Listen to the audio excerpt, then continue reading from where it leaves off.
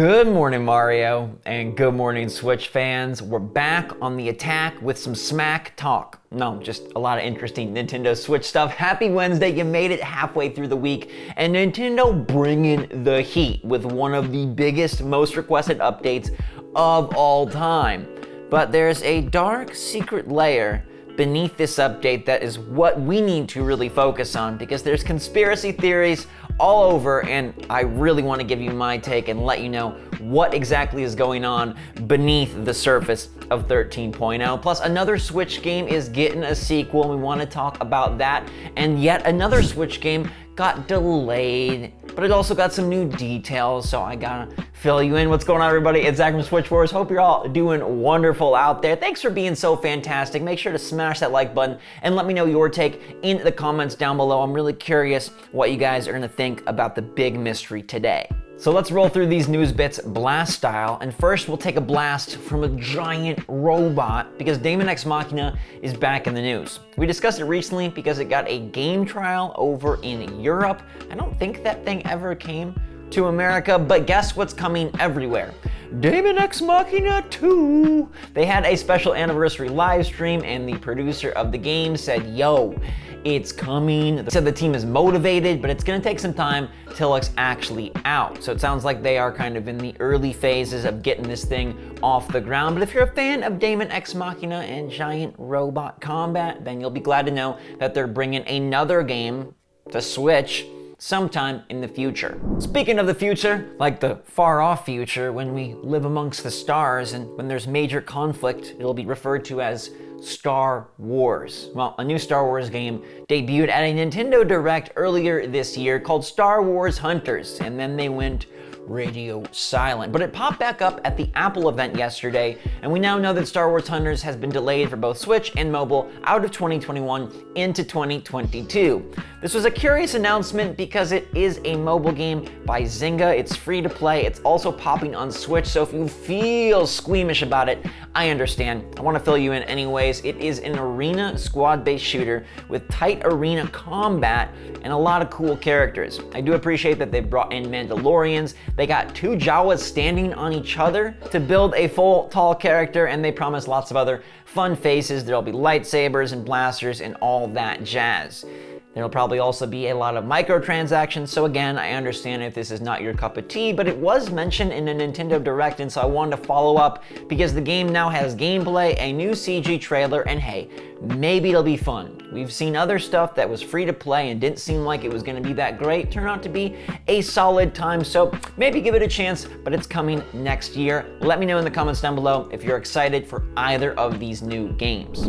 But friends, I know what you're really excited for. You're excited for a big discussion on Nintendo Switch Update 13.0. The obvious stuff, and then the stuff beneath the surface. So the obvious stuff is that Nintendo dropped their latest Switch firmware update and added something that fans have been begging for since the Switch launched, and that is Bluetooth audio. Now, it's kind of like an ironic surprise because nobody thought Nintendo would do this, even though it's a feature that should have been there from the start. I mean, it took them like 5 years to turn on the Switch. It was added via a software update, meaning it's been there all along, but now you can connect your AirPods and play your Switch in style. And by style, I mean the same style you use every other device not named Nintendo Switch, except now you can do it on Switch. But there are some caveats, and that might have contributed to why Nintendo took so long to turn this thing on. The first one is that you can only have 2 controllers paired with the Switch at the same time that you have Bluetooth audio paired. 2 wireless controllers, 1 Bluetooth audio. That's obviously a lot less than the 8-player multiplayer mayhem you can have normally connected to your Switch, and if you're doing any sort of local wireless multiplayer, it's going to cut your Bluetooth audio immediately. So it's sort of like halvesies Bluetooth audio, but the main reason you use Bluetooth audio, I feel, is if you're in a single player session, so for that, it is going to work. But there is a problem that I've seen pop up where the Nintendo Switch is failing to properly pair with the Bluetooth headphones, and it's causing a strange issue where the Switch takes a really long time to wake up.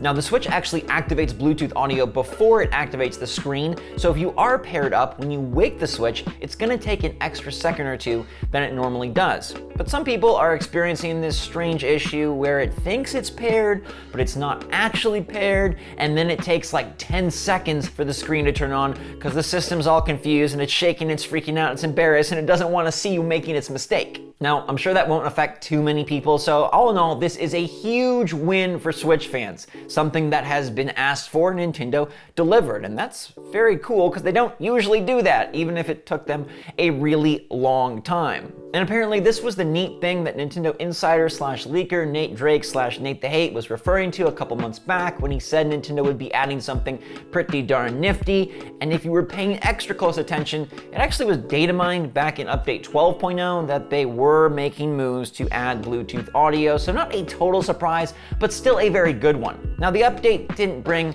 a whole lot else. It did not bring any new icons, it did not bring any new themes, it did not bring virtually anything, but it did bring two new features, one of which is very small and was just uncovered, and one of which is potentially massive. The tiny one is that now on Nintendo Switch, your Twitter posts can be 280 characters. Previously, they could only be 140, and now when you're tweeting directly from your Switch to Twitter, it can be 280, which is magical, isn't it? Maybe not as magical, though, as the new Update Dock Firmware feature that was added via Switch Update 13.0. Now, I gotta dig into this one with you because there's a lot of theories floating around the internet, and I wanna tackle the big ones of what exactly this is. And I definitely want you to let me know in the comments down below what you think Nintendo will really use this for. All right, because now there's a new setting, Update Dock, it's right there in the system settings menu. People have some curious ideas about what this truly means. So let's get specific. So this Update Dock firmware is only gonna be used for the Switch OLED Dock. Nintendo specified that it must be a dock with a LAN port, AKA the Switch OLED Dock, which comes out on October the 8th. Now, there's some really basic theories for what this could be for, and basically those would be the most simplistic, that hey, Nintendo is just using this for stability or to update the LAN port. Like, that's the bottom line, right? Very basic, very obvious, maybe what it truly is. Then at the complete opposite end of the spectrum is that Nintendo is going to use this to upgrade the dock beyond the capabilities that they've shown off. So let me describe this for you. Some people have thought that Nintendo would unveil more features, including 4K, over time. And by updating the dock, they would unlock these post-Switch OLED launch. I've seen some people say, hey, maybe Nintendo is planning to do some super cool stuff and bring new firmware to the dock and really beef it up and boost the power. But let's shut that down right now. That just ain't possible, okay? Unless the dock has a mysterious, super strong new chip, it's just not possible. By all accounts, we believe that the Switch OLED dock is identical in its interior to the Switch dock, which means that it's not even capable of outputting HDMI 2.0, which means it can't do 4K 60, which means it's not possible for Nintendo to bring some magic performance power via a dock update. I guess we don't know exactly what's in the Switch OLED dock, and it would be interesting to do a teardown once it happens. I'm sure plenty will do it on YouTube, and we'll get to find out exactly what's inside. But remember, the dock is effectively a facilitator to take the Switch and put it on your TV. There aren't really any superpowers inside, and there's very little power at all in terms of making the system do better. It doesn't do that, and it would be remarkably insane for Nintendo to hide some magic feature set less than a month before this thing comes out and not tell us about it. It's even crazier to think that they would unlock this weeks or months down the line after this system came out, that sometime in 2022, they'd be like, boom, Switch OLED dock now does 4K. It's not possible, and it doesn't make any marketing sense. Nintendo knows that fans wanted better graphics and better performance, so if they were capable of doing that, if this dock had that potential, they would have let us know. So that's the bottom theory and the top theory, but what about all the stuff in the middle? And here's where I think it gets pretty interesting. Let's think about Switch OLED for a second. This is a system that is focused on portable play, right? It's got the bigger screen, it's got the better screen, more vibrant colors, it's got better volume, it even has a better kickstand. This thing is all about making the portable side of the Switch more enjoyable. Yet they also chose to deliver an improved or at least changed dock. They decided they were going to include a dock with a slightly different form factor, a different color, a different backside, and a different LAN port. Why would they do this? Well, one idea is that they are trying to future-proof things. And one idea about this dock update firmware is that it would be to future-proof going forward. It seems very clear that Nintendo plans plenty of iterations for the Switch. We've already seen 3, and if you consider the V2 with its micro improvements, technically we've seen 4.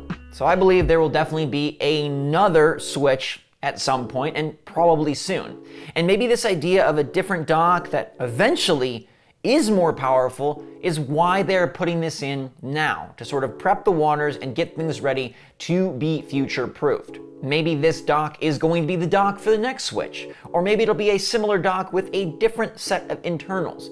I'm not sure on that front, but it seems like there is a chance that Nintendo is using the Switch OLED to introduce a new dock, and then is using this update dock firmware as a way to future-proof things and get themselves ready for a scenario where they do need to deliver important dock firmware updates. It just wouldn't be with the one that the Switch OLED uses. So what I'm describing would be more of a test bed, like, hey, let's get this new but not new dock out there, let's test bringing updates to it, and then boom, next time they have a fully new fleshed out dock that can take fully new firmware. I mean, there is a conspiracy where this dock eventually becomes Super Dock once the mythical Nintendo Switch Pro releases, but again, that would mean that the internals of this dock must be different. Whatever stuff is inside there must be different, and I don't know that that's the case. I just really don't believe that one day they're going to wake this dock up and it becomes some super powered, awesome AI robot that does a dance, makes your tea, and also, oh yeah, outputs 4K 60.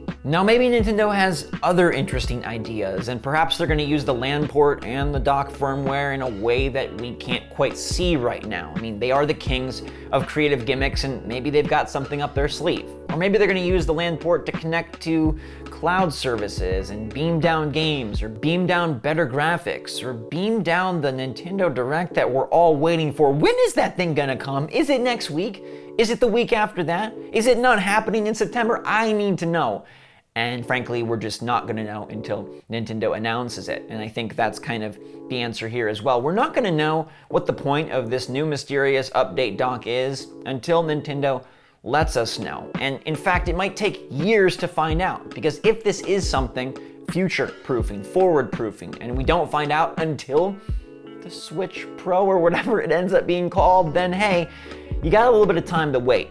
For now, it's the most mysterious feature in Nintendo Switch, one that serves no purpose, like literally no purpose, because the dock that it works with doesn't exist in the public sphere right now. It works with the OLED dock, and maybe once the OLED comes out, we can figure out more. I mean, I'm still getting an OLED and I'll have lots of coverage for you. Maybe we can figure out exactly what this thing does, or at least get some better idea. The other option is that data miners do find a lot of interesting stuff in these updates, and once they peruse through 13.0 and maybe even 14.0, perhaps we'll have a better idea what all this dock business is about. But let me know what you think in the comments down below. What is Nintendo up to with this? We all love a good Nintendo mystery, and it feels like so much is always kind of obscured with Nintendo. What are they doing next? Why'd they add this? Why did they make the decision they made? So let me know what you think. I'm going to bet on this being something that helps update the LAN port and also is a test bed